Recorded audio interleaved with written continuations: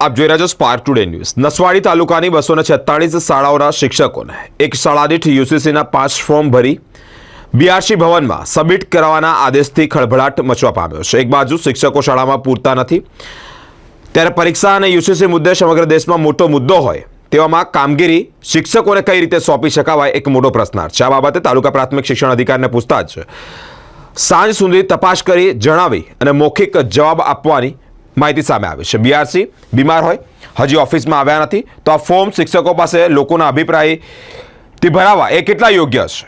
અને તે જ અંતર્ગત રસિકભાઈ ડુંગરા જો સમાજના આગેવાન છે તેઓએ માહિતી આપી છે। યુસીસીનો અમે પહેલાંથી જ વિરોધ કરીએ છીએ, પણ અત્યારે જાણવા મળ્યું છે કે નસવાડી તાલુકાની અંદર 246 શાળાના શિક્ષકોને એક શિક્ષક દીઠ 5 ફોર્મ ભરવા માટે જે ઉપરથી આદેશ કરવામાં આવેલો છે, અત્યારે કોઈ પરિપત્ર એવો નથી। ત્યારે નસવાડી તાલુકામાં આટલી બધી શિક્ષકોની ઘટ છે, ત્યારે આ યુસીસીનું કામ કરવા જશે કે પછી શિક્ષકો બાળકોને ભણાવવા જશે? આવનારા સમયમાં બાળકોની પરીક્ષા પણ આવી રહેલી છે, ત્યારે આ સરકારે ઉપરથી આદેશ કરીને